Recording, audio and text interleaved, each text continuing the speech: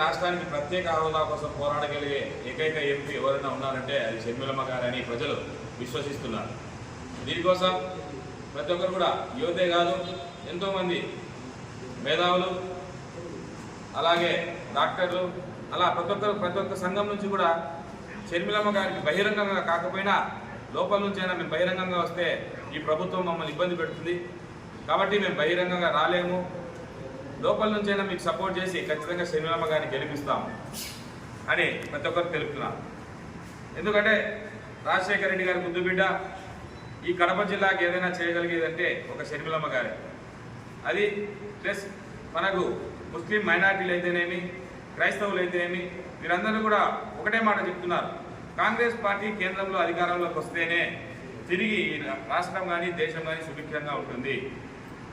ఈ బీజేపీతో ఈ రెండు ప్రాంతీయ పార్టీలు తెలుగుదేశం కానీ అలాగే వైసీపీ కానీ తొత్తులుగా వ్యవహరిస్తున్నాయి. బీజేపీ ఏ బిల్లు పెట్టి ఆ బిల్లు పాస్ చేయడానికి ఈ రెండు పార్టీలు వాళ్ళ ఎంపీలు ఉపయోగించుకుంటున్నారు. అదే కాంగ్రెస్ పార్టీ తరఫున ఒక ఎంపీ ఉంటే ఎంత దూరమైనా వెళ్తారు, ఏదానికైనా పోరాడతారు, బీజేపీకి అడ్డుగా నిలుస్తారని ప్రజల్లో ఒక విశ్వాసం వచ్చింది. దీనికోసం కాంగ్రెస్ పార్టీ తరఫున పోటీ చేస్తున్న షర్మిలమ్మ గారిని అఖండ మెజారిటీతో గెలిపించడానికి ప్రతి ఒక్క వార్డులోనూ, అలాగే కడప నియోజకవర్గం నుంచి పోటీ చేస్తున్న అఫ్జల్ ఖాన్ గారికి కూడా మద్దతు వెలువలా వస్తుంది. ఈ పరిస్థితులు చూస్తుంటే రాబోయే 5-6 రోజుల్లో కడప పార్లమెంట్ నుంచి మాత్రం షర్మిల అక్క గారు అఖండ మెజారిటీతో గెలవబోతున్నారు. ఇది తథ్యం.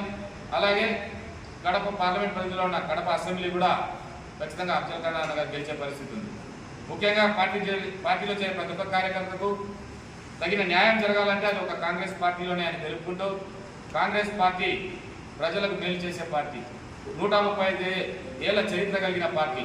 ఇటువంటి పార్టీలో మీరు అందరూ చూస్తున్నారు.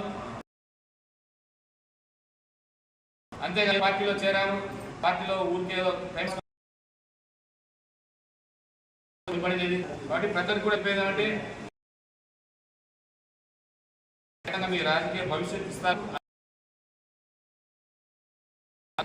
ఏవే బెనిఫిట్స్ వస్తాయో వాటన్నిటి కోసం